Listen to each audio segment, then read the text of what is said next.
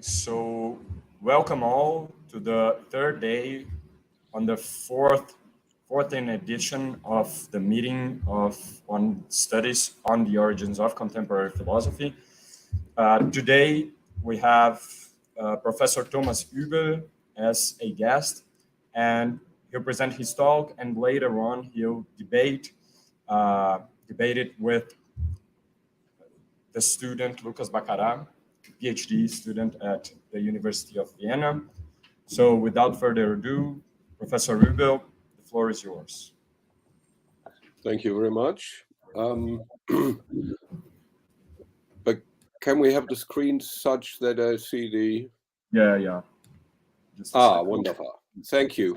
Well, thank you very much for the introduction and indeed the invitation here. This is the third time that I have an opportunity to present something in this forum. The first time it was, I think, on Schluck. Last time it was something on Carnap, and this time it's something on Neurath. And as it happened, also on Wittgenstein. So, and in fact, that's about the third talk in a row where Wittgenstein figures this year. So it's an unplanned focus.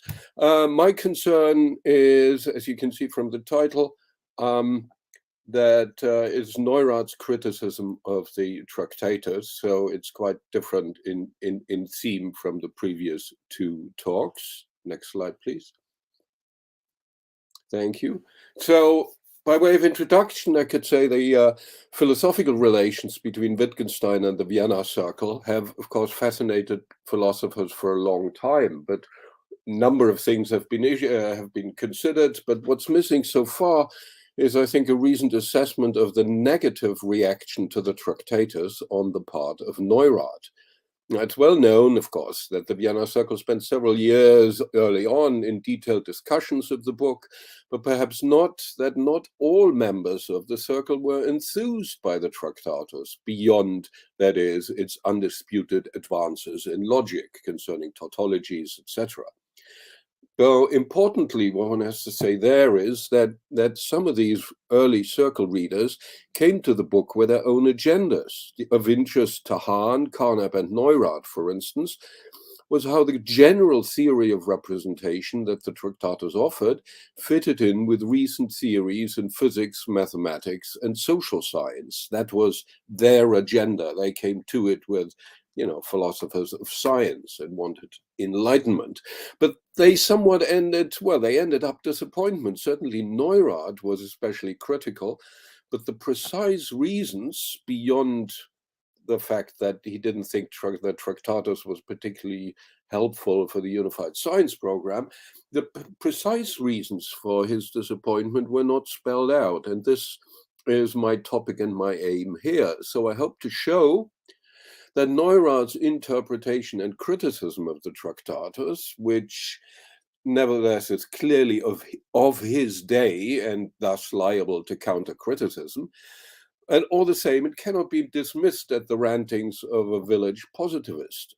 I think correctly understood, Neurath's criticisms find their place amongst all the other Tractatus interpretations which are contesting the field and being contested still today. Next slide, please. So, as a first overview, one can say what is the common view of how the Tractatus is read in the Vienna Circle, and if one goes from that, one I think gets a slightly skewed view of what Neurath's view. We can go back to Anscombe, Elizabeth Anscombe. We wrote elementary propositions were taken to be sense datum statements both by many members of the Vienna Circle and for many years in Cambridge discussions. And I think it's quite possible that Wittgenstein had roughly this sort of thing vaguely in mind. Now, the second sentence, I suppose, shows the danger of conflating Wittgenstein's views around 1929-30 with those of the Tractatus.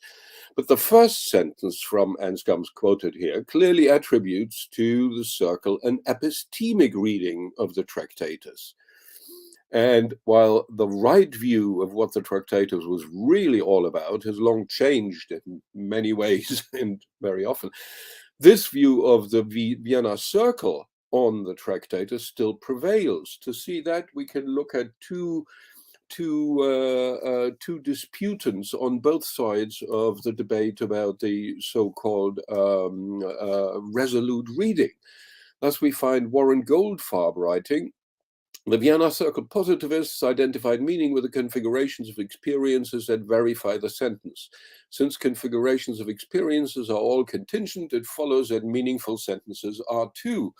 And thus follows the constraint to say nothing that's not natural science. So according to Goldfarb, there was no dissent from what Wittgenstein said on part of the Vienna Circle readers concerning the Tractatus. On the other hand, Roger White, an opponent of the resolute reading, writes, the Vienna Circle followed the Tractatus in holding that considerations in the theory of meaning did indeed rule out the possibility of significant metaphysical utterances.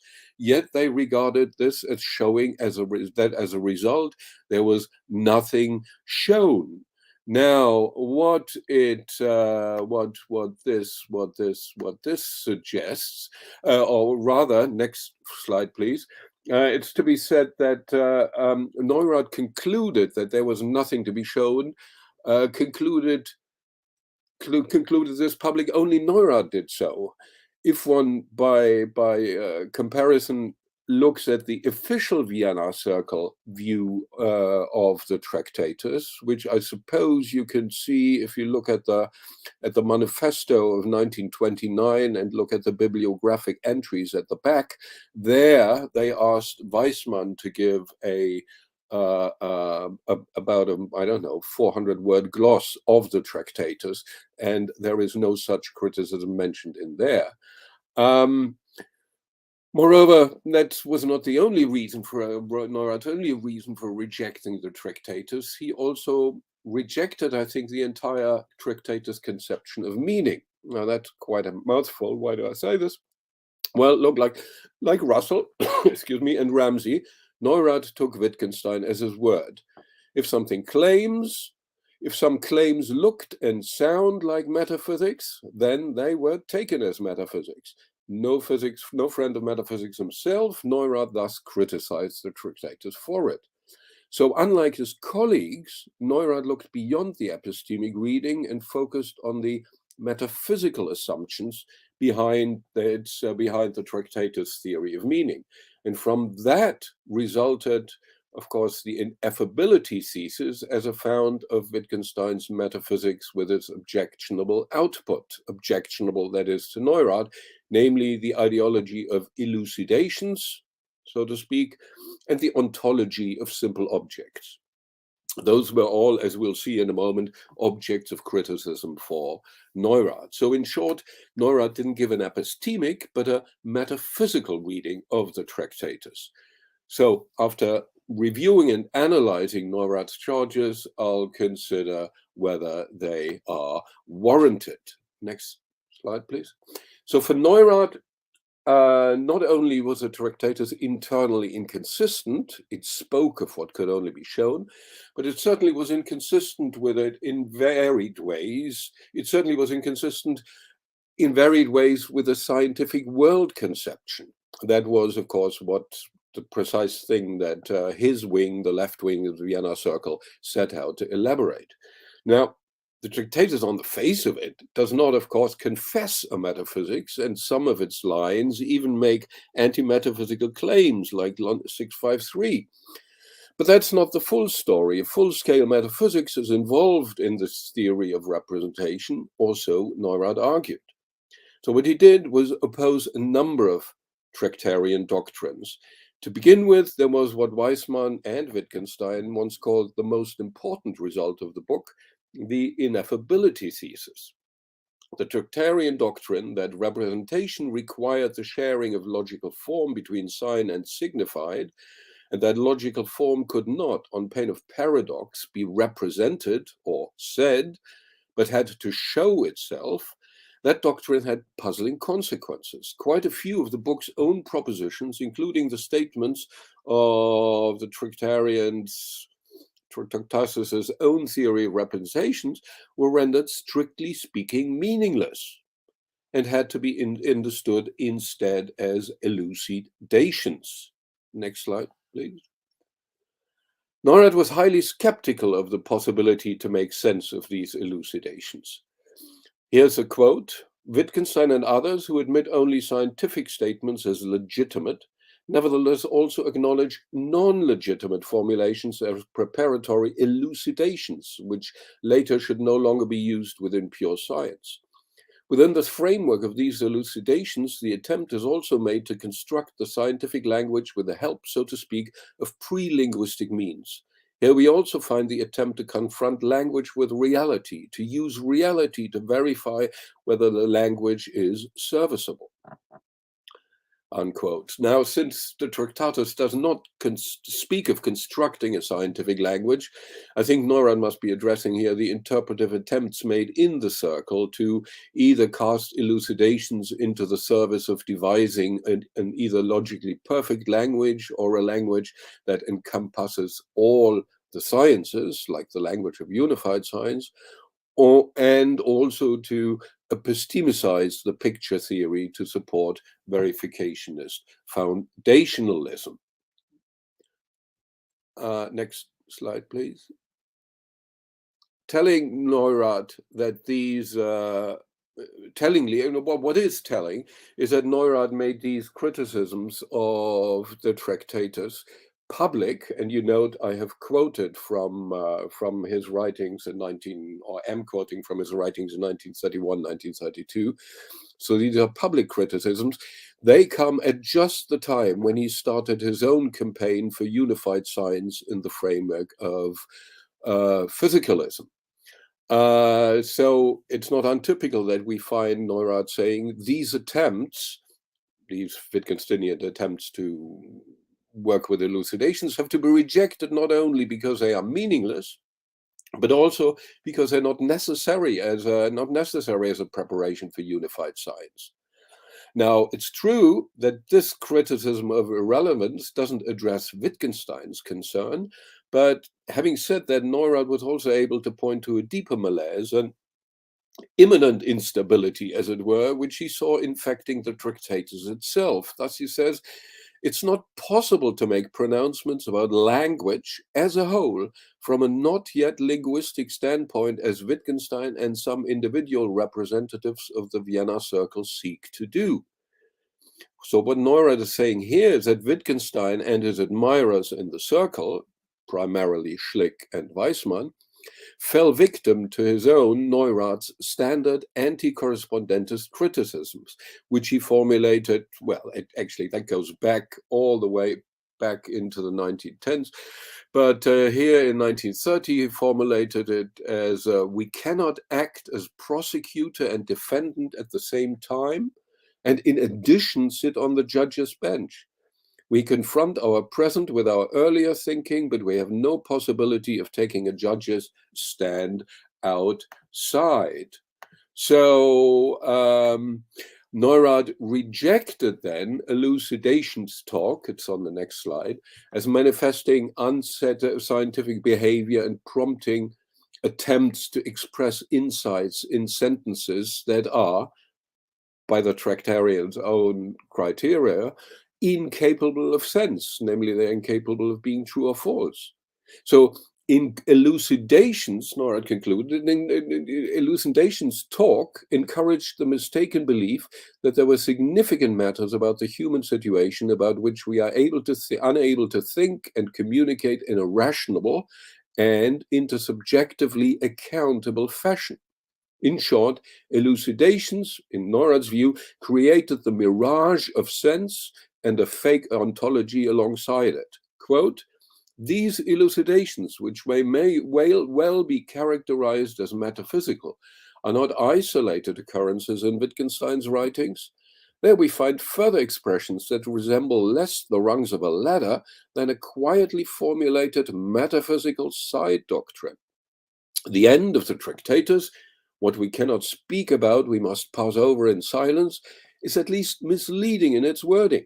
We should say, if one really wants to abstain fully from metaphysics, we must stay silent, but not about something. We do not need a metaphysical ladder of elucidation. On this point, we cannot follow Wittgenstein, whose great significance for logic does not therefore diminish in merit. So if for Carnap, metaphysics was the opium of the educated, that's on the next slide, then surely for Neurath, elucidations were the, well, opium of the philosopher.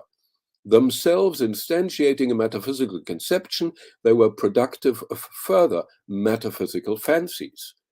But Neurath did not make just dismissive comments, but he also focused on the mechanisms that unlock the gates to metaphysical dreamland. Thus he writes, it's also impossible to confront language as a whole with experience or with the world or with something given. Every statement of the kind, the possibility of science rests on an orderly constitution of the world, is therefore meaningless. Such statements cannot be saved by counting them along the elucidations for which a somewhat less strict standpoint is assumed. Such an attempt is hardly different from metaphysics in the accepted sense. The possibility of science becomes apparent in science itself. In this quote, I think, Neurath's radical non-reductive naturalism confronted what he regarded as a clearly implied Kantian ambition to give us a secure foothold in the world of phenomena. And he here takes aim at what he perceived as the Tractatus's transcendentalism. Now, I'll detail this particular point below. For now, just please note that time and distance did not mellow, but only sharpen Neurath's criticism. We can see that here in his History of the Vienna Circle. Well, that was just 3 years from the last quote, but we'll see a later thing in a moment. Anyway, here in the History of the Vienna Circle, 35, he writes, the Tractatus contributes to the detection of meaninglessness of metaphysical statements. It introduces a new metaphysics of its own, if not a theology, but links up with a tradition that recognized the particular importance that the analysis of language possesses for philosophical criticism. That's a little reference to Neurath's thesis of the Austrian tradition and what's involved there. Now note that Neurath gave generous and true credit to Wittgenstein for having made possible, later on that page, for having made possible the synthesis that logical empiricism represents, namely of logic on the one hand and empiricism on the other. Hans Hahn had been the first to see it, and he always stressed, just like Neurath here, the importance of the concept of tautology for allowing the completion of empiricism, as it had never before been possible to do. But on the other hand, the aristocratic Weltschmerz of an inexpressible metaphysics that Wittgenstein shared with Schlick in contemplating what could only show itself, that was wholly alien to Neurath. Moreover, for Neurath, the Tractatus muddied the waters where it mattered, despite its epochal logical discoveries, namely it did the muddying by its admitted mysticism bordering on theology. Now, Neurath's persistent opposition during the readings of the Tractatus in the circle in the mid-1920s, now we go back, even upset a long-term fellow fighter. Later in life, Neurath recalled quite unrepentantly, it's in a letter to Carnap from 1945, he looked back and says, I behaved sometimes noisy and intensely when speaking of Wittgenstein. I regarded him from the start as a mystic and a metaphysician of the refined type, as an anti-scientific person through and through. And I dare to say so, as the admiration of Wittgenstein was a fashion in the circle. I remember in the discussion meetings, I made again and again the remark, metaphysics! And Hahn suggested I should reduce my marks to M for not shortening the interruptions. Then finally he suggested I should only tell when I thought something non-M to waste less time. Well, I cannot deny that I did not give weight to suggestions that I should look at Wittgenstein from a different angle. So what we see here is that quite irrespective of his initial annoyance at his brother-in-law's dismissive attitude, which is there, that despite that, Hahn himself also soon became aware of the Tractarian metaphysics. So he wrote in 1930, it's a big mistake to infer the structure of the world from the structure of the language. So it seems that in some respects, Neurath did not remain a lone wolf critic of the Tractatus in the Vienna Circle for very long. But let's look now at the charge sheet that Neurath has, as it were. Let's give a summary and look at the questions arising. In many ways, one can say on a grand scale, Neurath and Wittgenstein were philosophical opposites, certainly in the Tractarian days. Then Neurath starkly opposed Wittgenstein's mysticism of ineffability to his own non-reductive naturalism. Neurath agreed with Wittgenstein that we can only talk about what there is to talk about, but he disagreed with Wittgenstein by insisting that there is nothing that cannot be talked about. For instance, talk about language is essential to scientific discourse, and Neurath would not sacrifice that on the altar of philosophical insight. Thus, Neurath repeatedly claimed, not always quite in the formally correct way, he said, for example, it's certainly possible to speak about one part of language with another part. So for Neurath, Wittgenstein's anti-metalinguistic strictures were to be objected to. They were not to be observed. So that noted, I think Neurath's stark contrast was actually quite correctly drawn. In his confrontation with Wittgenstein, we see an activist interventionist scientism opposing a rather contemplative form of philosophizing. Wittgenstein, and not only as Neurath read him, Wittgenstein and Neurath wanted very different things from philosophy. Wittgenstein wanted the erlösende Wort to enlighten contemplations about humans in the world, while Neurath wanted a scientific world conception that would help to unify human action in the world. In sum, for Neurath, elucidation talk, far from helping to overcome metaphysics, was just a new philosophical roadblock to unified science. Note here the contrast to Schlick, who actually in the foreword to the planned volume by Weismann, which was to render the Tractatus in somewhat more accessible form, in that preface, he actually recruited Wittgenstein for the scientific world conception itself. And he, in fact, even recruited Wittgenstein for the battle against modern metaphysics. But by the time the 30s came around, not only Schlick himself retreated back into philosophy, and he obviously stopped forcing the militant anti-metaphysics of the left wing of the circle on Wittgenstein. Their friendship wouldn't have lasted long. But let's hold in abeyance for the moment questions about the accuracy of Neurath's diagnosis, and also questions about comparisons with contemporary interpretations. They'll come later. That's what I'll ultimately sort of aim for. But the central question for now concerning Neurath's critique of the Tractatus is, now that we know what his allegations are, we must ask, can they be made to stick?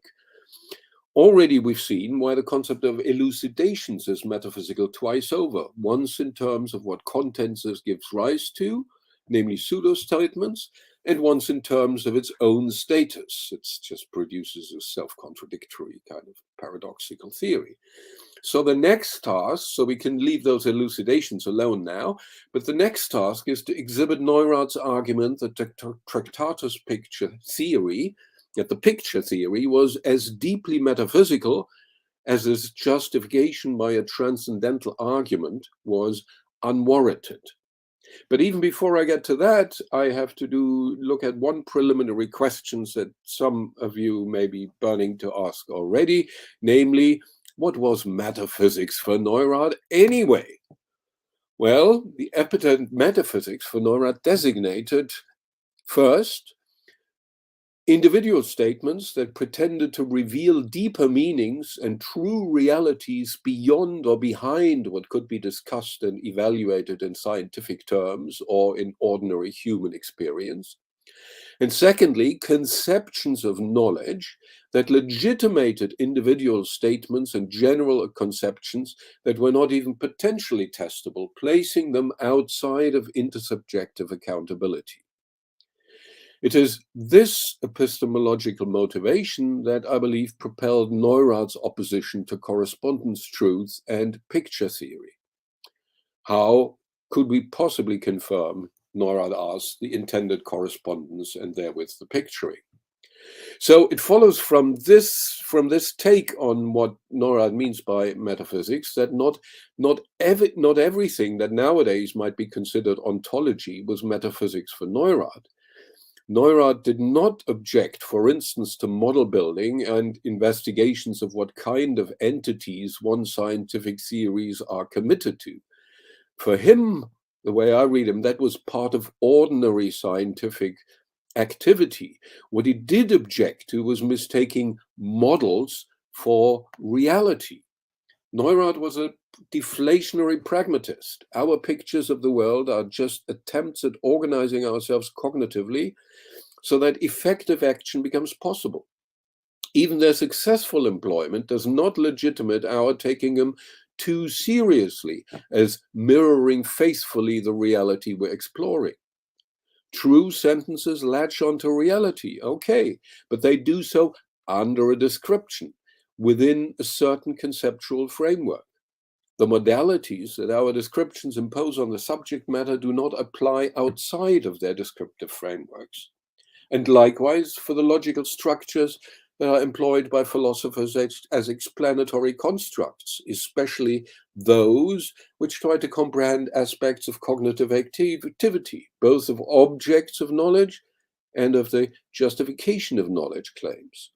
So whatever the subject, Neurath required intelligible accounts of how intersubjective confirmation of knowledge and justification claims could proceed in talking in those or about those subjects. Failure to do so, failure to allow for seeing how intersubjective confirmation, etc., could proceed, failure to do so brought criticism of tolerating, if not doing, metaphysics. So how did such criticisms apply to the Tractatus? As we'll see presently, the Tractatus invited this criticism by how it was explained how representation and truth were possible. The picture theory was, if you like, institutionally metaphysical by making uncheckable world language claims and placing its own foundations beyond possible confirmation.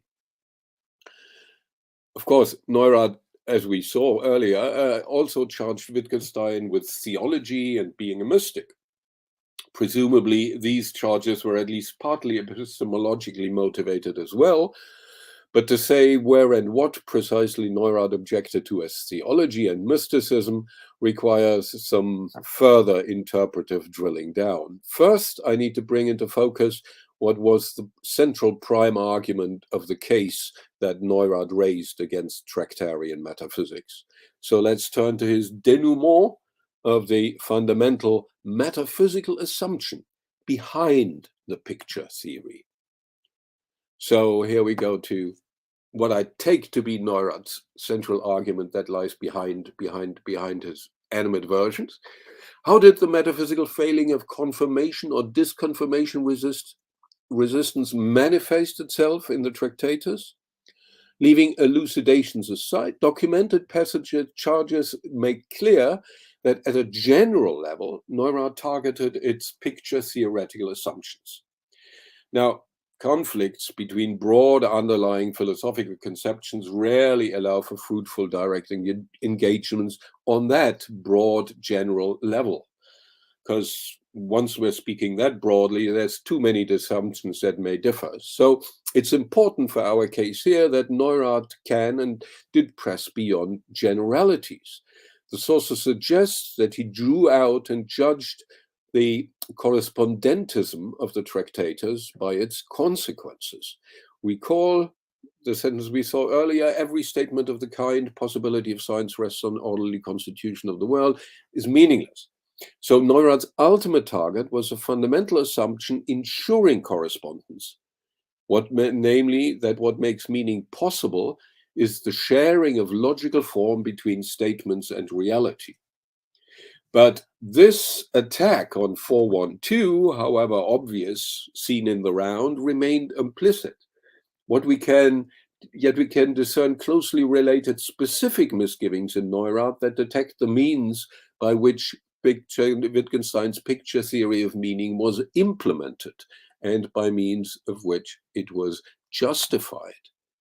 So Neurath's effective target was the postulation of elementary propositions and their simple objects, and of the conceptual structure embedding them. And ultimately, of course, also the justification Wittgenstein provided for them. So in other words, Neurath's direct targets were Wittgenstein's logical atomism and its justification by a transcendental argument.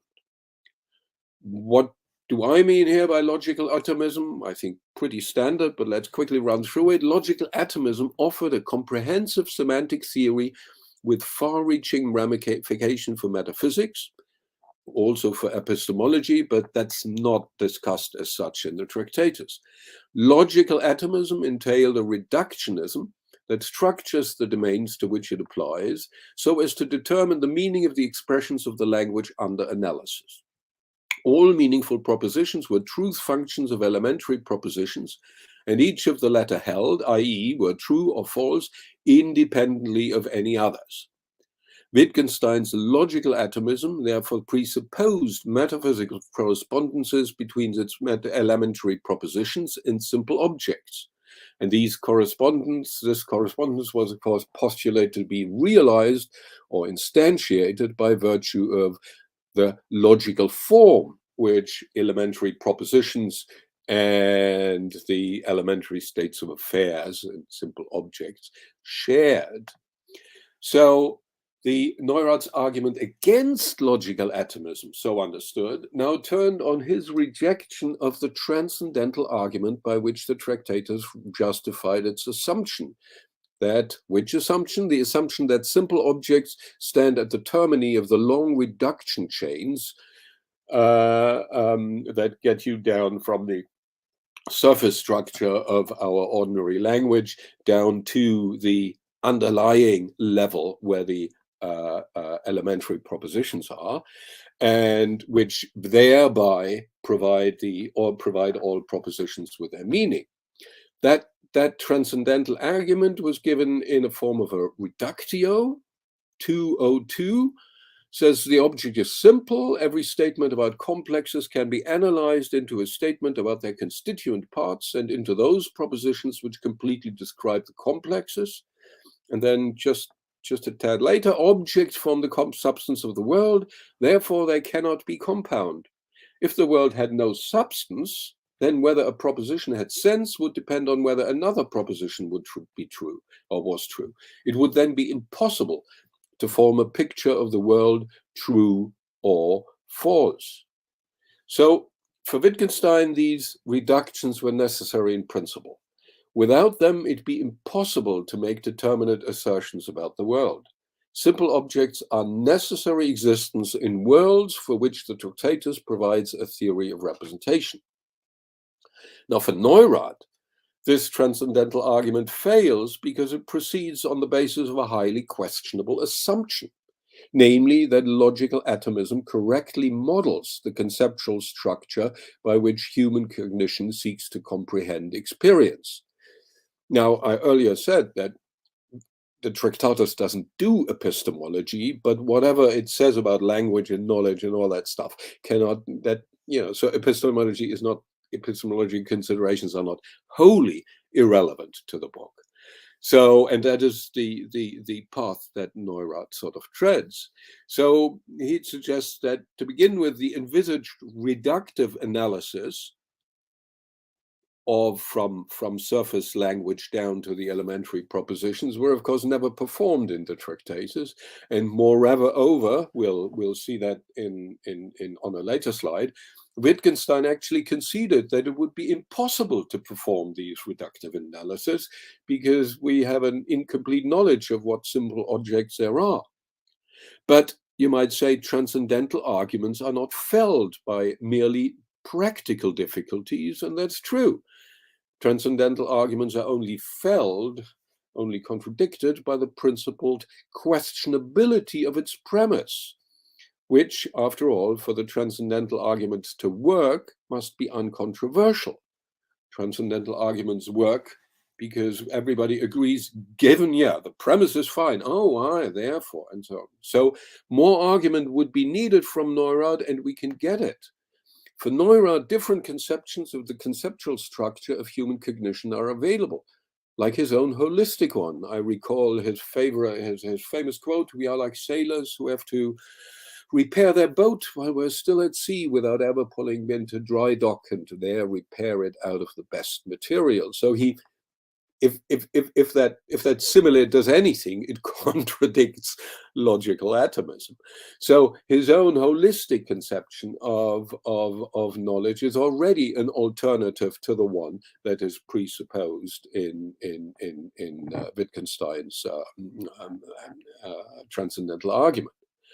So the plausibility of suspending the premise of that transcendental argument is, of course, enough to torpedo it. Wittgenstein's transcendental argument overlooked the vulnerability of its assumptions and ended up downgraded to the level of an ordinary and indeed highly disputable conditional argument. If logical atomism obtains, then there are simples. With the truths of the antecedent very much in doubt and alternatives available, the modal halo imbuing the picture theory now dissipates.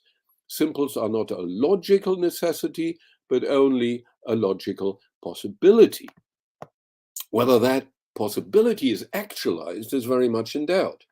Propositions about simples and the logical form of elementary propositions may be defined as assigned truth conditions in a specified model, but they are meaningless without criteria for confirmation. And so they're meaningless in the Tractatus, which simply inscribed simples in reality itself in order to ground its theory of meaning, but without giving us any possibility to judge the correspondence thus postulated. So Neurath concluded that Wittgenstein's picture theory was objectionably metaphysical on several grounds. Not only did its postulated correspondences qualify as such, but the picture theory's own status stands revealed as metaphysical speculation.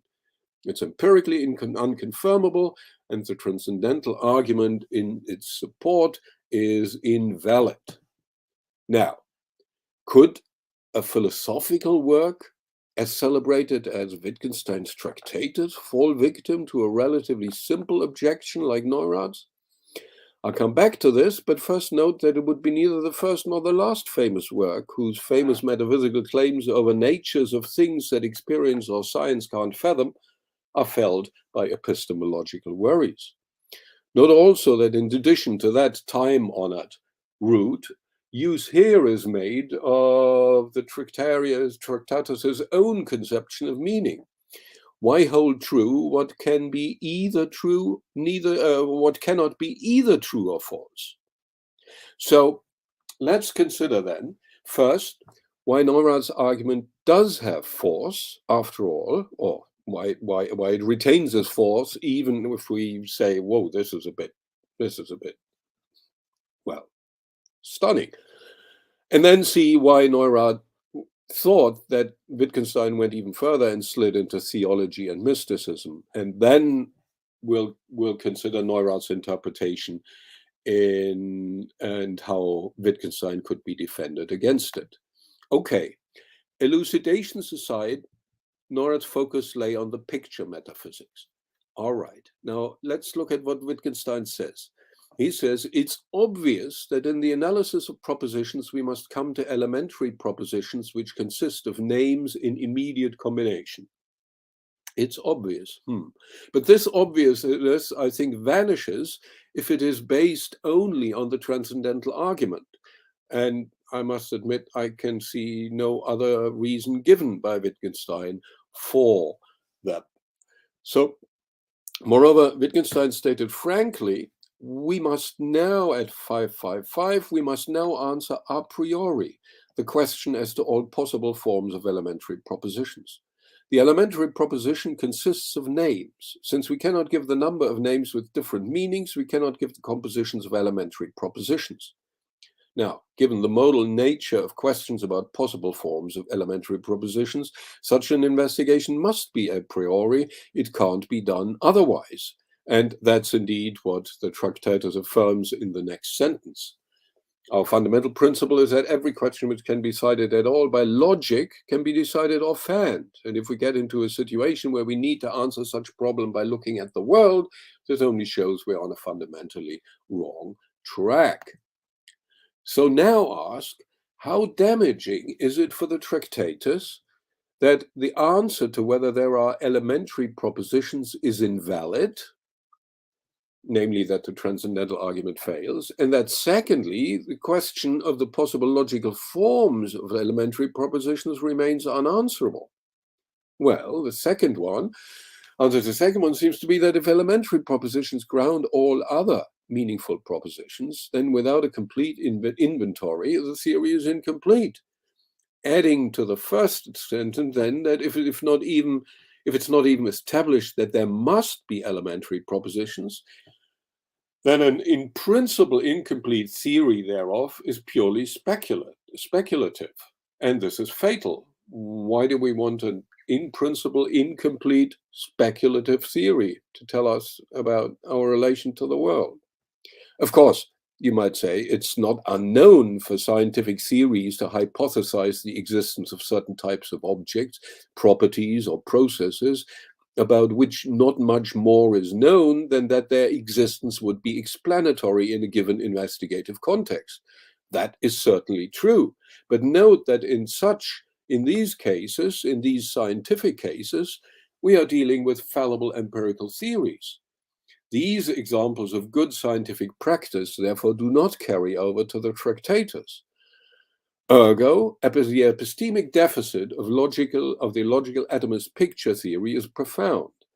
The foundations of the Tractarian theory of representation stand revealed as speculative metaphysics. So far, so troublesome. But you might say, where's the theology? Well, take Wittgenstein's claims on how elementary propositions help rendering tautologies significant, and how what logic presupposes supports their existence, the existence of these elementary propositions. These are two bunches of sort of considerations Wittgenstein enters towards the end of his book. It is in these cases, in both these cases, that more epistemological deficits emerge, and that theology enters, as Neurath would have put it. So concerning the first bit, Wittgenstein wrote, the logical propositions describe at 6124. The logical propositions describe the scaffolding of the world, or rather, they present it. They treat of nothing. They presuppose that names have meaning and that elementary propositions have sense, and that is their connection with the world. It is clear that it must show something about the world, that certain combinations of symbols, which essentially have a definite character, are tautologies. Herein lies the decisive point. We said that in the symbols which we use, something is arbitrary, something is not. In logic, only this expresses, and I take the this to mean what is not arbitrary. But this means that in logic, it is not we who express, by means of signs, what we want, But in logic, the nature of the absolutely necessary sign asserts itself asserts. Now note that it already sounds a bit mystical that the nature of the absolutely necessary sign speaks for itself. But let that go for now. This much is clear. What tautologies show, qua being the world's scaffolding, is that the conceptual connections specified are necessary, and that any arrangements of objects that correspond to these connections are also necessary. So while logic treats of nothing and cannot tell what in the world is contingently the case, it specifies what must be the case in the world. Now, Neurath's worry in all this concerns the conditions that need to be satisfied for logic to work as the scaffolding of the world, namely that names of meaning, elementary propositions sense, and that elementary propositions connect with the world. Neurath asks what the admission that we cannot give the compositions of elementary propositions and the inability to establish existence of elementary propositions means for whether the condition of logic providing the world's scaffolding is met. The answer, predictably, it means that we could not possibly know whether the condition is met, for the theory of elementary propositions lacks, as we saw, evidential support. So the scaffolding claim too is unsupported and based merely on belief in the truth of logical atomism. Wittgenstein also pressed the idea of something presupposed by our understanding of logic, as if that would compensate for being unable to specify the composition of elementary propositions. After learning about this inability at 5.5, we read, the experience which we need to understand logic is not that such and such is the case, but that something is. But that is no experience. Logic precedes everything, experience. That something is so. It is before the how, not before the what. Now this sounds also a bit mysterious, a little bit as if the very idea of intentionality or aboutness is invoked here, but that doesn't help us very far, I think, because why should intentionality being prior to logic help us understand logic? Maybe the idea is the conception of intentionality not being part of logic holds the promise to respond to this question logic cannot answer, whether its presuppositions are satisfied. But in the long run, I think the concept of intentionality has no bearing on whether there are elementary propositions in simple objects. Moreover, the nature of intentionality is easily seen to stand in need of explanation as much as the presuppositions of logic may do. So it seems reasonable, therefore, for Wittgenstein to quickly turn to the idea of application. So he says, 5.5.5.7, the application of logic decides what elementary propositions there are. What lies in its application, logic cannot anticipate. Here, the metaphorical talk of experience that is no experience required to understand logic resolves into the distinction between logic and its application. Said just after 5.5.5.6.3, which declared ordinary long language to be logically completely in order, this suggests that our ignorance of the possible logical forms is not only unsurprising, given human finitude, but that it finds its principled reason therein. Neither we nor logic are at fault, nor is it the fault of the theory of representation being offered that it cannot provide an answer to this question. Importantly, we don't need it. So that question of possible logical forms of propositions remain unanswerable lies in the nature of things. Applications can only reveal actual logical forms. Given our question, however, this means that the inventory of elements that the Tractatus theory of representation relies on remains incomplete, and thus claims about elementary propositions continue to remain purely speculative. All right, nothing new so far. You may think, why are you telling this again? Well, the reasoning we just looked at brings into view, I think, why Neurath charged the Tractatus with propounding theology and Wittgenstein himself with being a mystic. Consider, 5552 tells us that understanding logic ultimately presupposes experience that something is, which is no experience. 6124 tells us that for logical propositions to present the non-contingent scaffolding of the world presupposes that elementary propositions have sense and their connection with the world, which also entails that something is. So both logic and our understanding of it presuppose that there is something at all to begin with, something rather than nothing. Now, you might think, well, that's pretty banal, but this was not a banality for Wittgenstein. He, after all, stated at 644, not how the world is the mystical, but that it is. So what we find then, that according to Wittgenstein, logic precedes all experience, but like experience, presupposes the mystical. For Neurath, this kind of reasoning only underlined the bankruptcy of Wittgenstein's metaphysics previously established.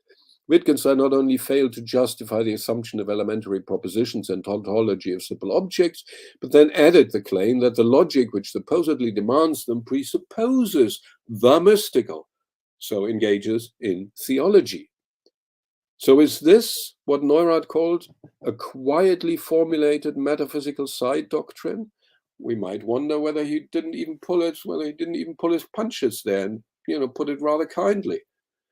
Recall Neurath's claim against the Tractatus that if one really wants to abstain fully from metaphysics, we must be silent but not about something. No, Wittgenstein can be read to reply, answering as if in anticipation, at 6522, there is indeed the inexpressible. This shows itself. It is the mystical. Here, the mystical assumes a central role even for the picture theory. After all, the logical form that connects language and the world is also something that can only be shown. So I think Neurath would surely agree that talk like at 4121, propositions show the logical form of reality, is mystical, but he would not, of course, mean it in the positive sense which Wittgenstein gave it. Let's begin to wrap up. I hope you'll agree that it is clear that Neurath, like Russell and Ramsey, read the Tractatus as an intentionally metaphysical treatise that centered on the picture theory with elementary propositions and corresponding simples linked by a shared logical form as a core of Wittgenstein's exploration of the relation of language and world. Like all his contemporaries, Neurath took Wittgenstein seriously when he distinguished between what can be said and what, on pain of contradiction, can only be shown. Like Russell and Schlick and Weismann, Neurath read Wittgenstein as concerned with a logically perfect language, or aiming to be. But unlike Schlick and Weismann, who discounted Russell's and Ramsey's criticisms, Neurath agreed with Russell and Ramsey's criticisms and rejected the very conception of elucidations. I hope you'll also agree that Neurath did not reject just one kind of simple object, say sense data, but the very idea of simple objects. While Neurath's criticism did turn on epistemological worries, could we ever know such and such, it was clearly directed against the metaphysics that he perceived in the Tractatus, and that argument he had would hold against any and all simples. So Neurath differs, therefore, from the epistemic interpretations of the Tractatus that are often ascribed to the Vienna Circle as typical and As an example for that, one could think of Schlick's 1930 paper on Die Wende der Philosophie, but that already incorporated certain post-Tractarian elements, so it's actually quite difficult to find a sort of a clean quotation of that, which is often ascribed to them. So, moreover, in Neurath's case, we cannot find any attempt to save in any way whatsoever the Tractatus. Now, the interpretation of the Tractatus that I've ascribed to Neurath may well be thought crude by some readers, but I think if his scientific outlook and his taking Wittgenstein by his word are shared, then I think his criticism may be held to have articulated its failings fairly well. Note, for instance, Neurath's de facto agreement with Peter Hacker's diagnosis, who said that the Tractatus doctrine is inconsistent, that his position cannot be upheld, is undeniable, as its author later realized. That's Hacker, 2000, who is, with that one, cited with opprobrium by Warren Goldfarb, who does not agree, of course. But in sum, Neurath gave a metaphysical reading and agrees with fellow travelers, fellow metaphysical readers of the Tractatus in rejecting the ontology of simple objects. But of course, some metaphysical readers of the Tractatus, like Anscombe, Geach, and the aforementioned Roger White, also retain the showing and saying distinctions, and thus retain another part of Tractarian metaphysics, so they don't agree with Neurath's total rejection of it. But as you all know, having long ago superseded the epistemic reading, the standing of the metaphysical reading of the Tractatus has changed as well, and it no longer dominates. Nowadays, different readings are more vocal. There's the logical reading, which is associated with Ishiguro, Rees, McGuinness, and now there's a younger scholar who does interesting work with it by the name of Joshua Eisenthal. The logical reading denies that the Tractarian theory of language is made to fit the metaphysical demands of the picture theory, but holds that instead, by kind of inversion, that the picture theory becomes a mere illustration of how the logically prior theory of language is to be implemented. Note then that the logical reading doesn't deny there's any metaphysics in the Tractatus, but the logical reading radically downgrades it. By contrast, the resolute reading associated with Cora Diamond, James Conant, and Warren Goldfarb does not deny that Wittgenstein, it does deny that Wittgenstein endorsed any metaphysics in the Tractatus. Note then that the logical reading is not identical with the resolute reading. The former still attributes untenable theses to the Tractatus, while the latter absolves Wittgenstein of all of them. There's also other difference, but clearly Neurath's reading then is at odds with the logical and resolute readings of the Tractatus, but not wholly. Can we go to the next slide, please? Thank you.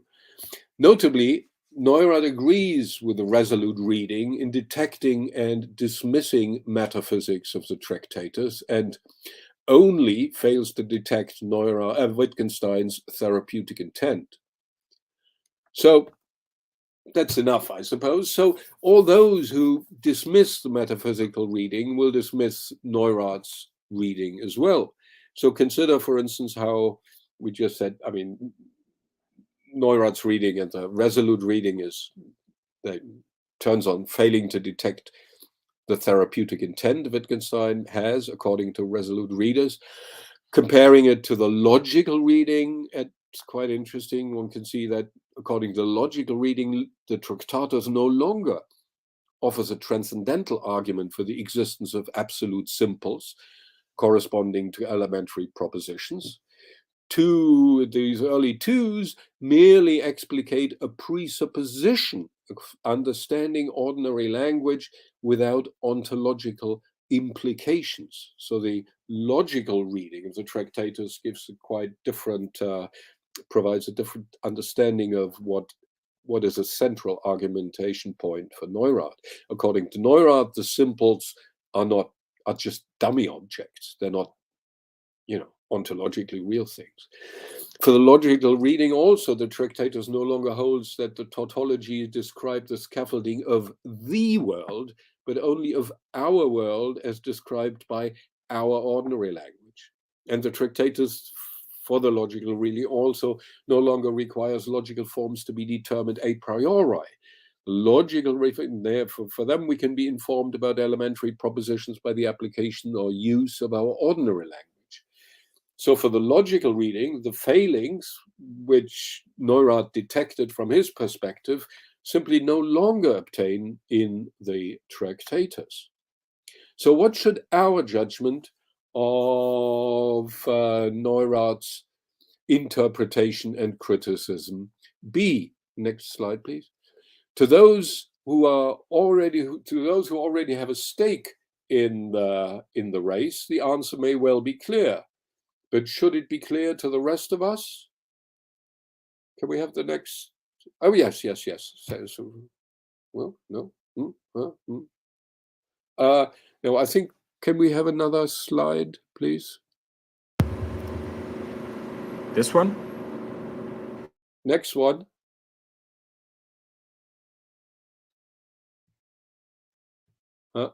What happened? Hello?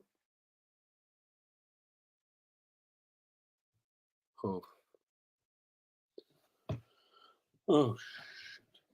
Hello? What happened?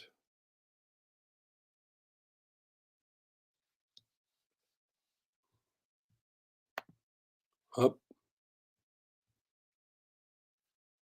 Up. Oh, fuck.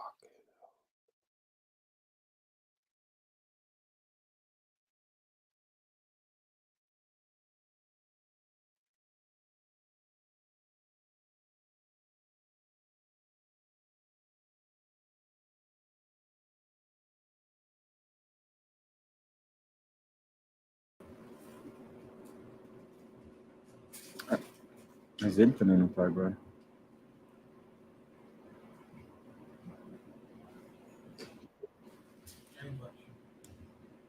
I'm back. I'm sorry, we had some connection issues. Yeah, I get it. I'll just upload once again your presentation.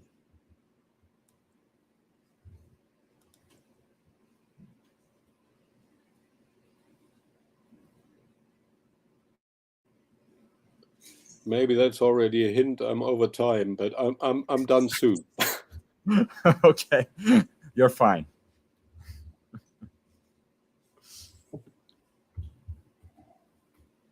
Just a second. Okay.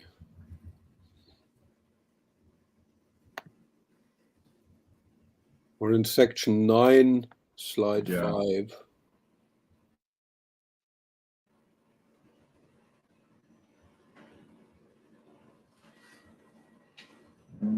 Is it here? Thank you. Is it here?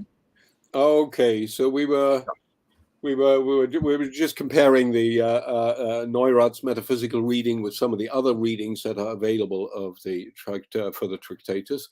So now the question: what should our judgment be of Neurath's interpretation? Now, to those who already have a stake in the Tractatus interpretation race, the answer may well be clear. But should it be so clear to the rest of us? Note, historically, not logically speaking, that what both the logical and resolute readings presuppose: familiarity with Wittgenstein's thought before and after the Tractatus. For instance, what we, but not Neurath, know from Wittgenstein's notebooks and his Cambridge lectures is that both earlier and later, Wittgenstein played with the idea that we should just look at what logical form the elementary propositions possess. And thereby he seemed to inveigh against a prioricism. But there is no such suggestion in the Tractatus, quite the opposite. So one complication one might bring up for the interpretation that I ascribe to Neurath, namely that there are, as it were, tensions within Wittgenstein's thought himself as to how to approach it. Neurath had no evidence for that, so he could just steam ahead with his reading. More generally, it seems to me that without such familiarity, especially with a later Wittgenstein, it would be hard to understand the concern that propels both of these readings, namely both the logical and the resolute readings, namely to counteract the myth of a sharp break between the two Wittgensteins. In any case, both the logical and the resolute readings turn on evidence that Neurath and the Vienna Circle could not possibly have called on. It was either still unavailable or not as yet unactualized. Neurath and the Vienna Circle only had the Russell's Foreword and Ramsey's Review, if that, to orient them. So, considered as given in his day, Neurath's interpretation, I think, is harsh, but not unjustified given his philosophical disposition. But could his interpretation and criticism be considered true? Note here that metaphysical readings of the Tractatus also found sterling defenders, both in face of the logical reading, there's Peirce's defense, and since, for instance, by Horridge and McBride. Needless to say, current metaphysical readers certainly would not agree in all details with Neurath. But that they are still in the race shows that the mere fact that Neurath's was a metaphysical reading of the Tractatus does not yet condemn it. One further datum. From the middle Wittgenstein onwards, we find no logical atomism, but various conceptions of holism, as we all have learned from the work of David Stern. Whether this means Wittgenstein abandoned elementary propositions and simple objects with his alongside his dogmatic method of logical analysis around 1930-31, or whether he never believed in them at all, of course, depends on one's preferred reading of the Tractatus. But note that in these respects, Wittgenstein either moved towards Neurath's position or undercover, so to speak, shared it all along. Note also that Neurath always rejected attempts to characterize language-world relations from an outside perspective. This also makes for a very deep agreement with the later Wittgenstein. So whatever Tractatus reading and assessment of Neurath's criticism we adopt, these partial agreements of their views bear mentioning, for they are all too easily overlooked. So what might one say by way of a conclusion? Clearly, the interpretive situation remains complicated, especially if one is tempted by the inductive claim or meta-inductive claim that any and all Tractatus interpretations will face contrary evidence, be it on account of passages in the text itself or Wittgenstein's later comments about his first book. So what are we to do? Given a fascinating and extremely fecund, yet also seemingly contradictory work, such as the Tractatus, I am inclined, I must admit, to refrain from calling interpretations false unless they all too blatantly contradict too much of the text or of Wittgenstein's later testimony. But does this mean that do we still then need to decide which of those interpretations is true? I don't know. Consider this possibility. Why not consider the varying interpretation of the Tractatus, including Neurath's, as, when so appropriate, because they are sufficiently close to the text, why not consider these varying interpretations as both attentive and largely faithful, but also imaginative engagements with Wittgenstein's early philosophy, and assess them on their own terms, namely as engagements that either seek to make whole what is not, or expound what are deemed mistaken assumptions, or push certain ideas further for novel uses. Thank you for your attention.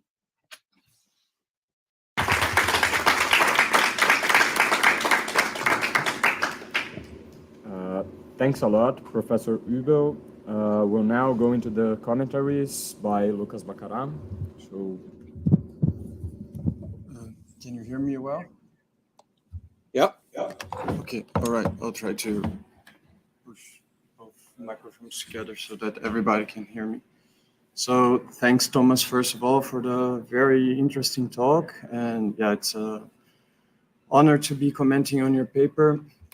I really enjoyed it. And I just have first of all, I'm not a Wittgenstein specialist, and I think you poked a lot of bears here in the audience. So I'll address the Neurath part and leave the discussion about Wittgenstein's interpretations for the rest.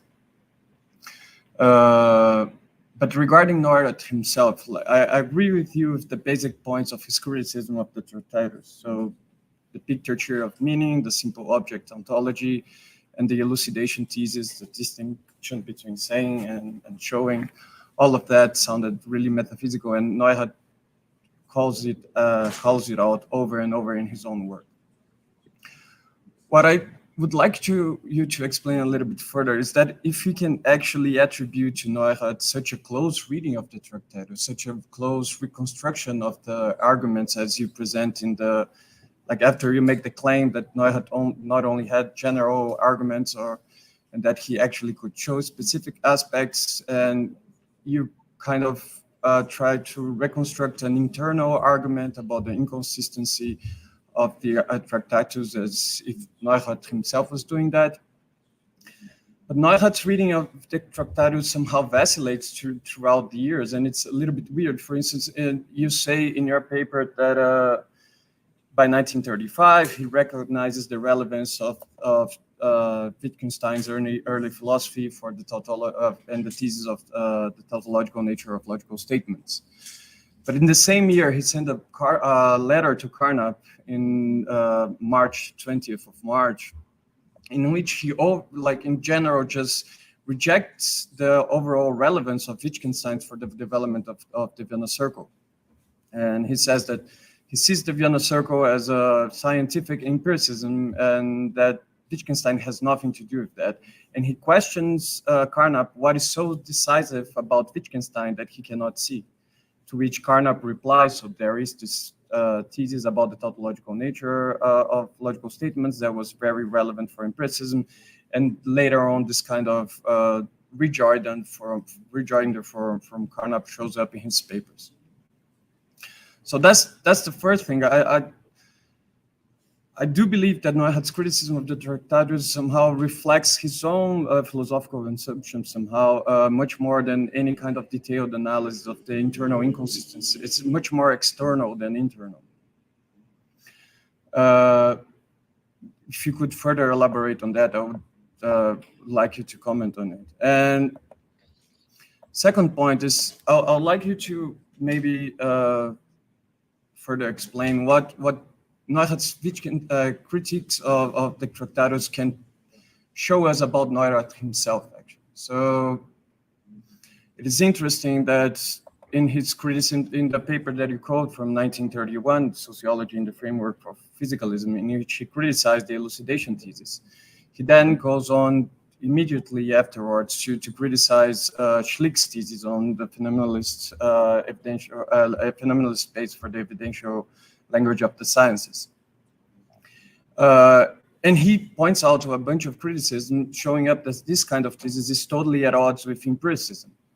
So I would like you to further explain what is this Neurathian empiricism. And it seems to me that he's drawing upon a very long tradition of a kind of naturalism that raises at the end of the 19th century, at the beginning of the 20th century, and a bunch of theses from all of those people are actually mentioned in the paper, and I think they always also show up in Neurath's criticism of Wittgenstein.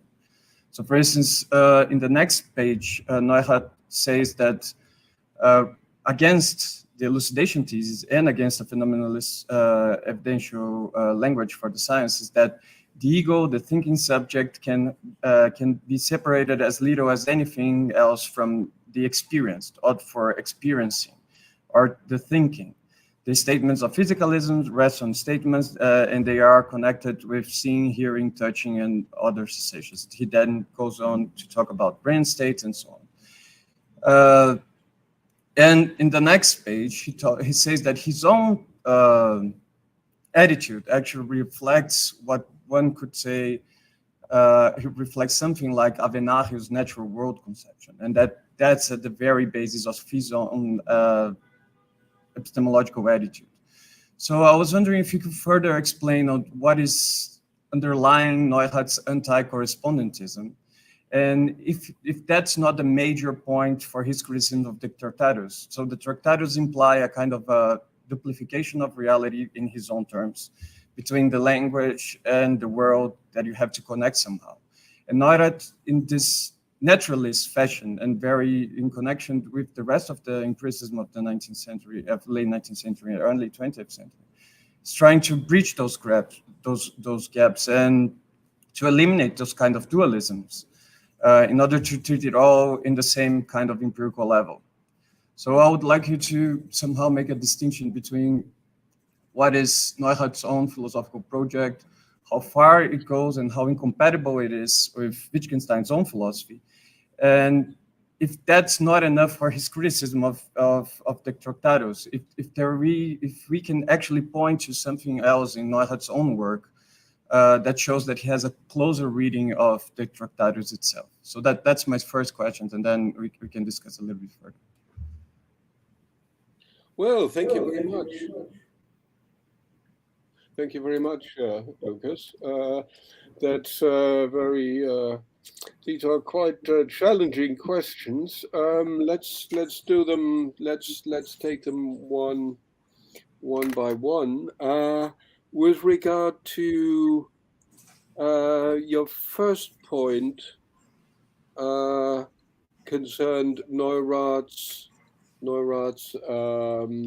point, where you picked up on my quotation from 1935, where Neurath also mentioned Wittgenstein's achievement in logic as very important for logical empiricism and so on. And that's certainly true, but that was nothing new for Neurath then. In fact, I could have. I already, if you go somewhat earlier, he already said that in 1932, where he says we do not need a metaphysical ladder of elucidation. On this point, we cannot follow Wittgenstein, which then carries on, whose great significance for logic does not thereby diminish in merit.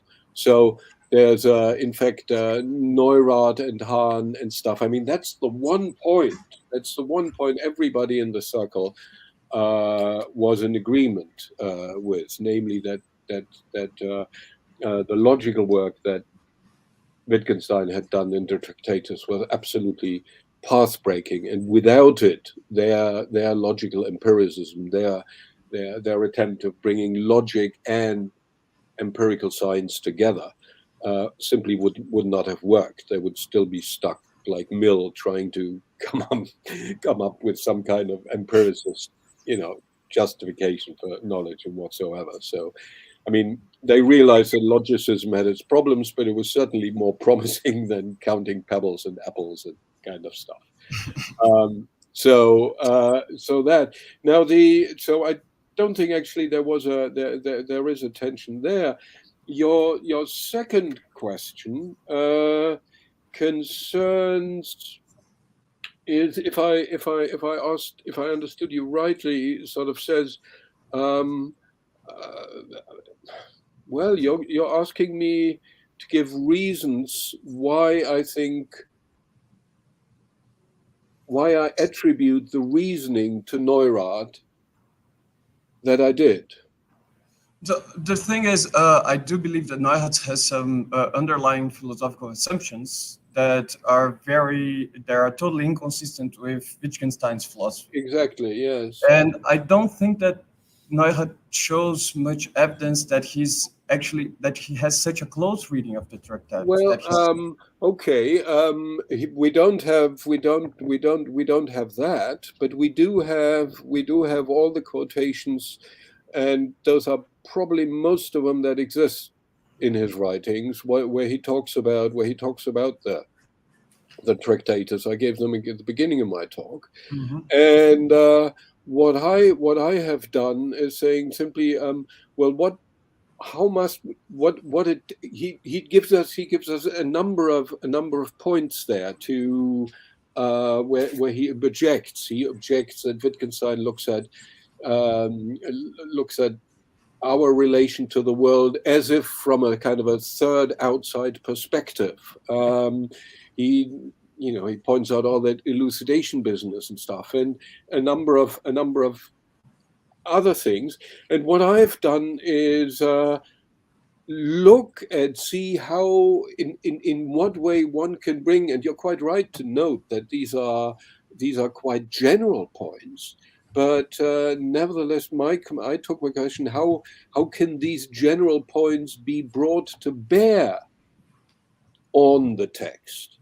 And because he never tells us why he thinks he's a mystic, but we all know there are bits in the book where the mysticism is being talked about. So, as it were, taking you can maybe my answer should be that taking Neurath's clear quotations against the Tractatus, and I then hold them next to the Tractatus, and then says, what must one have thought in order to be able to dismiss the Tractatus in this way?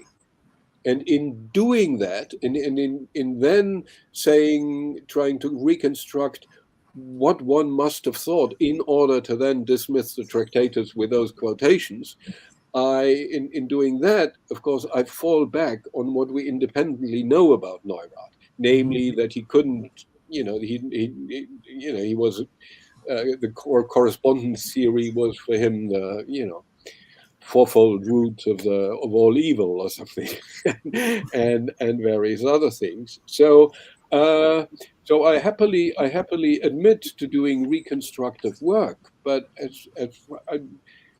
please show me. I'd be interested to learn where I've fallen down. But I would have thought that the reconstruction does not attribute to Neurath anything he wouldn't have said on other occasions. I don't know whether that quite responds to your. So that would be at least firsthand. I'm awaiting another salvo, so to speak, to press me further on that. But you also had another point, and that was to say, well, in what way does Neurath's project and Wittgenstein's project, in which way do they interact? Well, I don't think their projects interact at this early stage very much at all offhand. That's one of the reasons Neurath was, thought it was quite not exactly a waste of time, but it certainly didn't advance the case of physicalism and unified science, what Wittgenstein did. So it was metaphysics, just what he didn't want. So the relevance of the Tractatus for Neurath's project in the 1920s and 30s, I think, is more or less limited to having made logic shipshape, so they can run with logical empiricism. Thank you, Thomas, for the answers. Just one point that maybe I didn't express myself well.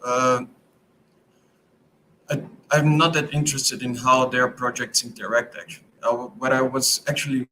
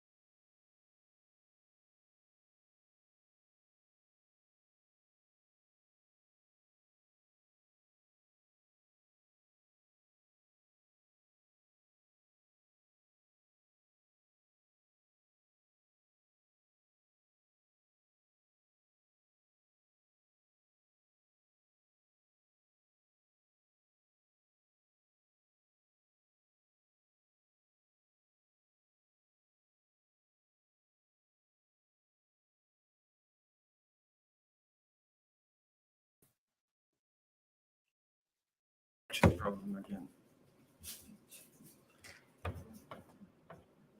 Hello.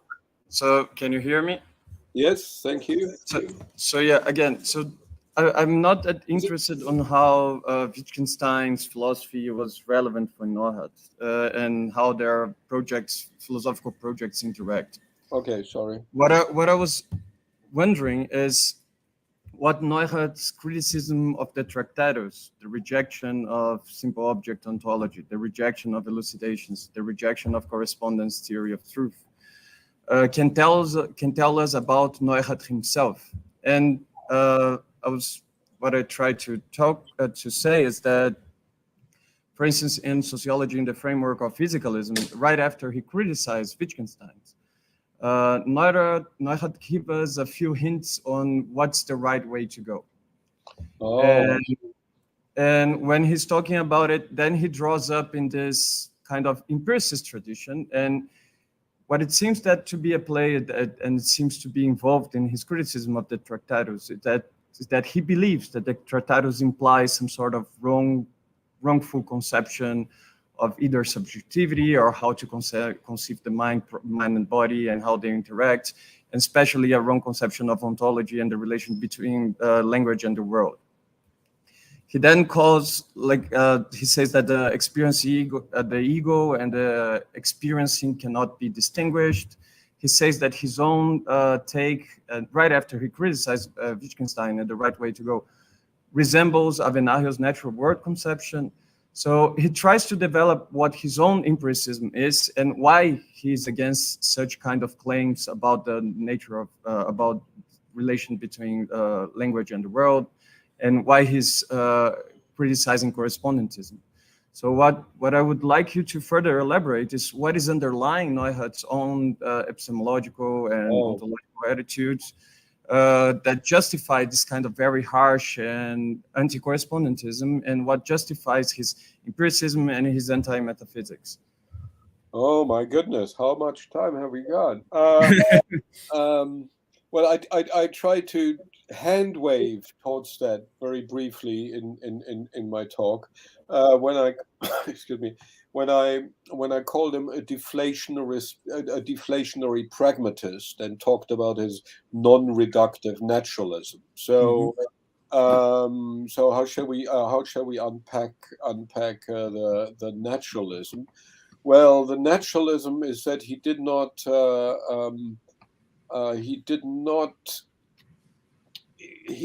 believe in the synthetic a priori, of course, and he believed, for example, that science, that philosophy itself was not, so to speak, a discipline that stood above the sciences in the traditional way, that it could judge over them as the queen of the sciences or what have you, but rather that what philosophy only could become in a meaningful sense would be to act as a scientific meta-theory. Namely, philosophy was philosophy of science. That is, it looked at how theories work, how could they work better, and in doing that, one can use both the logic of science, which was done mostly by Carnap, but one could also look at science itself from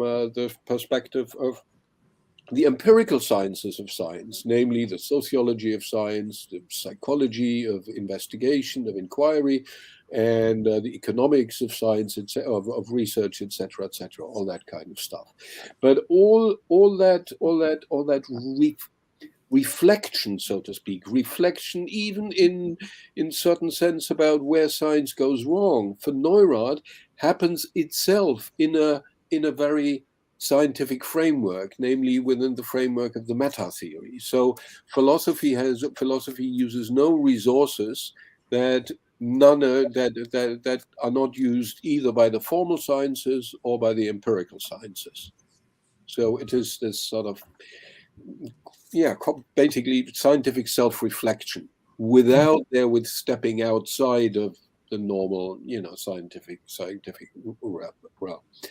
And so that's one aspect. And out of that comes falls his conception of what evidence is. Evidence has to be something that is intersubjectively available. If it's not intersubjectively available, it just doesn't count as scientific evidence. It might have useful prompting functions for the individual inquirer of saying, let's pursue this line, let's pursue that line, but it could not count in justification of knowledge claims. And so that's his naturalism, okay?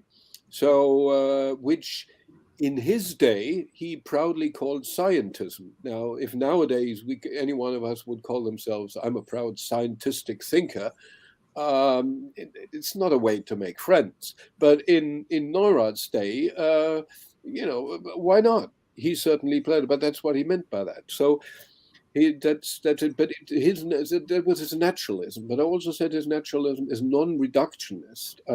Now that touches on something that really is very far from our topic today, namely whether he can deal with mental matters properly, etc., etc., and the whole question of how reductive his physicalism is. Let me simply say, and I'll give you my references for it. Neurath was a non-reductive physicalist in the best Davidsonian tradition, even though Davidson may not have been born at that point. But hey, Neurath can do that sort of thing. So what is the final point there? Why is Neurath so against the correspondence theories? And I think at several points I thought I'd said this, but let me say it again. He thinks it's epistemologically unsustainable. This correspondence between what I say and what the world is, this correspondence presupposes that we step outside and look at ourselves and look at how we stand in the world vis-a-vis the objects, but not from our perspective, from a third perspective. And that's precisely where his saying, which I quoted from 1930, comes in, that we can't be accused, prosecutor, and judge at the same time. We are, as it were, there. So in place of the correspondentism, to use Copper's phrase, in your order of the in place of the correspondence theory or picture theory, Neurath has a coherence theory, but importantly, a coherence theory of justification. So he's a coherentist in epistemology, where one immediately has to say that doesn't mean that he's a coherentist with regard to truth. A lot of people have interpreted him that way, and Neurath himself has a few odd phrasings that have been interpreted that way, but that's because he usually wrote his new philosophy papers after midnight. And although Kahner scolded him about it, Neurath said, well, when else am I going to do? The rest of the time I'm being a museum director.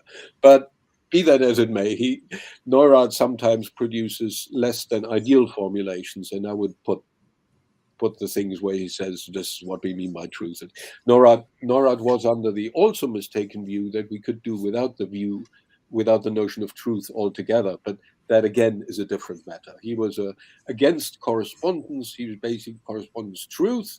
He kind of says, let's forget about truth. Let's see what we can give. He talked of accepted sentences. And the reasons for acceptance are, as it were, well, coherent justifications. Does that help sketch a little bit the alternative? Yeah, that's fine. Thank you. So thank you for your question there. Thank you both. So we'll now open the question session. And first of all, I would like to know if Professor Textor or Professor van der Schaar have any questions. Okay, so Professor Maria van der Schaar. Thank you. That was a very rich talk. And also the comment, what did Neurath think of Wittgenstein's philosophy of science in the Tractatus, where he's speaking about the net, different kinds of nets, because that's a form of holism. A different kind of... The net. So you can throw out different kinds of nets. Oh, I see. He doesn't say anything about that. So what he says in those quotes, that's a good question, the nets. I'll have to, thank you. I'm afraid I'll have to pass on that one. I'm sorry to disappoint, but Yeah. Am I allowed to ask another question? Yes. Yeah. So you said Neurath only had the Tractatus, but what he had more, and that we don't have so much, is the reactions of Wittgenstein in the discussions of the Vienna Circle. So how did Wittgenstein react to such a metaphysical reading of the Tractatus?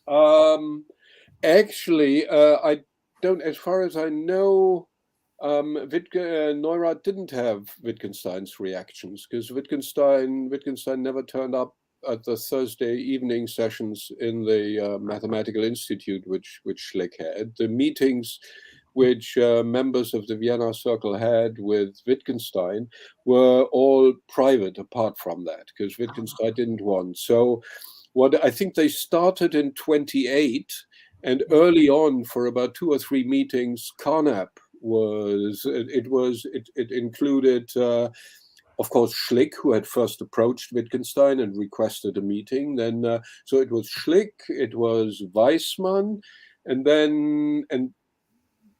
they met with Schlick, with Wittgenstein up to about 33, 34, maybe even 35 or whatever, and then Weissmann longer still.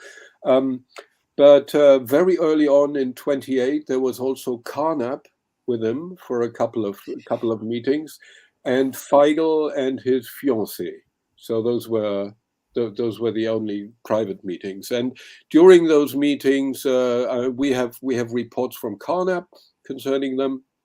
And Carnap said that he found Wittgenstein utterly different from what he expected him to be. He expected him to be a sort of an austere but scientific-minded person, where they're ready to argue and da-da-da-da-da. And he found just the opposite. He found that Wittgenstein struck him far more as an intuitive, artistic sort of type, who actually became rather uncomfortable if he was asked too closely about why this and why that and why the other.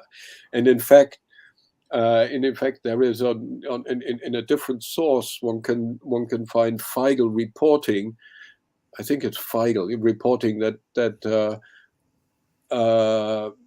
Wittgenstein once complained to him about Carnap that he just doesn't have a nose, meaning he just doesn't have a feeling for what he wants to say. He has to, give me the paragraph, give me the argument, spell it out, but he just doesn't have that. So there was a clash between them. And soon after, Carnap was thrown out, was not allowed to join anymore, and Feigl as well. And then the meeting was just between Schlick and Weissmann. And somehow, I don't think that in those private meetings, Neurath's views about the Tractatus were very much discussed. So how Wittgenstein may well have gotten to know what Neurath thought about him, or about his book, was when he read Erkenntnis, the journal, and it's not clear how avid or non-avid a reader of Erkenntnis he was, but we certainly know that he must have read, oh God, what is it, issue? Well, anyway, the issue that came out at the beginning of 1932, which contained Carnap's Die physikalische Sprache als Universalsprache, where then he thought Carnap had stolen his apples, etc., etc. Because in that very issue, the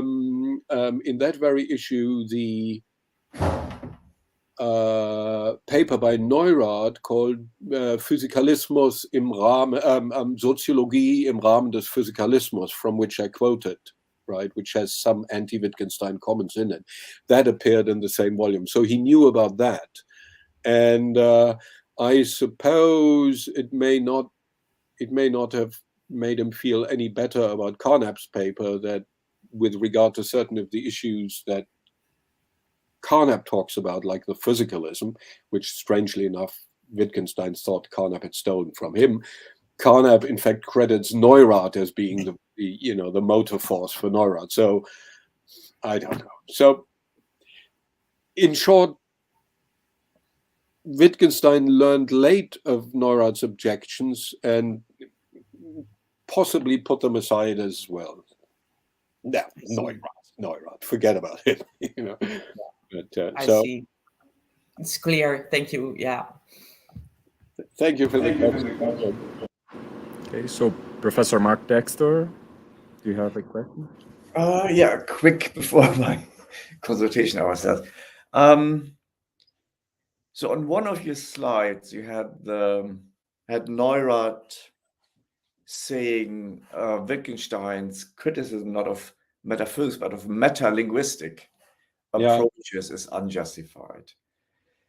But I thought, I mean, Wittgenstein has I think Wittgenstein has a good reason to be very suspicious of anything meta-linguistic on a very general level, because if you try to formulate very general statements meta-linguistically, you run into impredicativity problems or circularity problems. Take every sentence is either true or false, or every assertoric sentence is either true or false is a sentence. So it's about itself. So it's impredicative. And that was something like a big thing for Russell and other people. And Wittgenstein avoids that by, well, either saying or showing or talking about variables. The general form of the sentence is a variable, is this kind of special variable. Has Neurath anything in the background to address such worries? Or is he just saying, look, meta-linguistic, why not? Well, I think he two things I would say. First, he notes that never mind the liar paradox, which was not new in the early 20th century, but goes back way back. That which then gives rise to the Russell's types, etc., etc. That the fact that there is the danger of falling into these sort of circularities has never stopped has never stopped us speaking in our ordinary language about how we speak. So for some reason, that obviously is clearly a technical problem that needs to be solved. But as a matter of fact, practically, somehow or other, the human race managed to deal with it, managed to, as it were, not fall into terminal contradiction by that kind of stuff. And why now? You probably will say, well, that's not a terribly philosophical kind of, that's not a very sophisticated kind of thing. Well, for that, I would say it's an interesting issue. There's probably things I can't, earlier remarks I can't really think of at the moment. But since he only came public with these kind of comments around 31, 32 kind of things, which of course is the same time when Carnap was developing his logical syntax model. And that, of course, was explicitly a model of how one could develop meta languages and have speak about languages. And that goes, I mean, there's a number of routes that go into that. One of an early version of that was what's it called, meta logic, what he called meta logic, actually had Carnap trying to do everything within the same language, and it can be done as it's done for language one in logical syntax, but that's of course not the language for classical arithmetic, but for a much smaller class. So and when he did it for the broader class, for classical murder in the first time round, within the same language, he ended up with a paradox, as was then pointed out by Gödel, and then he's started to separate out language and meta-language sharply. But that it was possible to talk about language in something like language, where it's sort of open how much of an overlap can be seen, is something that was known, is a thesis that was known in Vienna from, I think, mid or early 1930 onwards, when Tarski came to visit Menger's Mathematische Kolloquium for the first time. And in fact, Tarski, I believe, was also invited to give a talk to the Vienna Circle. And Carnap was there. Everybody was there, and Carnap obviously was, very interested in what was going on and stuff, but it's reported that Schlick did not like the idea of meta languages at all. Schlick and Weismann remained kind of orthodox Wittgensteinians, whereas kind of Carnap was, picked it up, and obviously Neurath, we can talk about language, right? And we find him asking about precisely that stuff in a session in the Vienna Circle as well. So sorry for the long answer for a short question, but I think Neurath, on the one hand, says, well, this has never stopped ordinary humans speaking about language, so there must be a way of getting around it. And he was aware of ongoing enterprises very nearby by Carnap and the Polish logicians in Carnap who worked with meta language. So if those guys could, fine, let's do that. So that I would say lies at the back of his conviction that the ineffability thesis just can be rejected. Okay. I need to go now. Okay. Thank you very much, and I hope to see you tomorrow. Thank you for joining us, Professor Mark Texter. So, does anyone from the audience has a question? Okay, so Professor Mauro Engelmann, you have to come here. Yeah.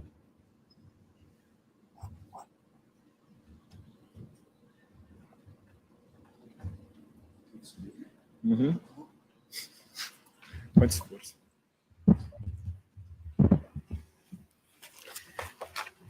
Hello. Hello. How are you doing, Thomas? Not too bad. Good. So far. So now I won't really ask you about Neurath's reading, because I think we have a deep disagreement there, because I don't see that there is such thing as a reading by Neurath. But there are very general remarks that I think are interesting. So concerning metaphysics in the Tractatus and concerning elucidations. Now, what I would like to ask you is how influential these views on elucidation are for the construction of Carnap's logical syntax. It seems that elucidations are a problem for the Vienna Circle, because if Tractarian elucidations are nonsense, the whole project of the circle of elucidation, say, of the scientific worldview and the unity of science is nonsensical, right? So it seems that the Tractatus is demolishing the very project of the Vienna Circle. And it seems that Neurath is aware of that, right? And so we have to find ways to talk about the language of science, for instance. And of course, Carnap's logical syntax is that. It looks like an answer to Neurath's concerns concerning elucidations. And so what is also interesting, it seems, in the logical syntax is that when Carnap talks about the material and the formal mode of speaking, you have a translatability of all these metaphysics at the beginning of the Tractatus, from the material to the formal mode. But there is something you cannot translate, which is all the remarks on metaphysics or the mystic in the Tractatus. So now I wonder if you could elaborate this passage from Neurath actually inside a circle to Carnap's logical syntax. I'm not totally sure what you're asking me to do, but I'm puzzled by two things. I'm puzzled by your throwaway remark at the beginning that Neurath doesn't have a reading of the Tractatus, and I just don't see how, considering the elucidations as the model of elucidations as it's built up in the Tractatus, how, if one rejects that, one would also have to reject Carnap's logical syntax of language. Carnap's logical syntax of language precisely designed to get around all this elucidations business. Well, yeah, I agree. That's the point, exactly. Well, yeah, that's what I said. So there's no disagreement then. No, I don't think so. I just wanted to, if you elaborate this in the from, say, it happens between 1930 and 34. So how is Neurath really influential in Carnap's views to build the logical syntax? Is there evidence for that? Now, I was wondering, because I think if you read some protocols from 1930-31, this question of the nature of elucidations is discussed among them, right? We see this in the protocols from the time, for instance. It's discussed in the full circle, yes, because there's still Schlick and Weissmann who defend it. But there is, as far as I know, no discussion between Carnap and Neurath as to whether such that one is for elucidations and the other is against. They're both pretty much they're both against them. But to your question, I'm sorry if I misunderstood you earlier. The question you have is, what influence did Neurath have on Carnap's logical syntax project? That's interesting, but I would say that's not Carnap. In general, I think Carnap was very much, so to speak, his own man. He was happy to get input for his project from whoever he could get input from and advice and stuff. But as it were, setting the project was always Carnap's own kind of business. So I think in order for instance to develop logical syntax as an alternative to this Tractarian elucidations business, that was done independently of Neurath's misgivings. He probably shared Neurath's misgivings, but Carnap didn't embark on the project because of Neurath's misgivings. That simply ran in parallel. And there is an issue where I believe Neurath had more influence on Carnap, and that was in his conception of protocol sentences, which in the early 30s very gradually sort of, shifted towards the position that he finally embraced in Testability and Meaning 36, which was a straightforward physicalist one. But with regard to the logical side of his investigation, logical mathematical side of his investigations, Carnap was more, if anything, more influenced by Tarski and Gödel and Menger than he was by Neurath. Okay. Does that answer? Yeah, I just started. When did Carnap go to Prague? Was it 32? 30, I think 30, 31. I'm always sure 31. He certainly was there in 32, but I believe he moved there in 31. I just thought perhaps the correspondence between Carnap and Neurath would show something of this sort that I had in mind, and how, you know, well, it's a good idea. I'll have another look at it, but I can't recall something on that. Yeah. Good, thank you. Thank you for your question. Hey, does anyone from the audience has any more questions? Okay. So then that's it for today. I would first of all like to thank Professor Thomas Uebel and Lucas Baccarat for the. Thank you. Okay. Yeah. First of all, I would like to thank Professor Thomas Uebel and Lucas Baccarat for accepting our invitation. Second of all, I would like to thank Professor Mark Textor and Maria van der Schaar for participating and for joining us today. And third of all, I would like to thank the audience, both in YouTube and presentially in person, for joining us also. And tomorrow we'll begin at 9 a.m. UTC-3, as always. And today we'll continue the event in the afternoon. So thank you. Thank you.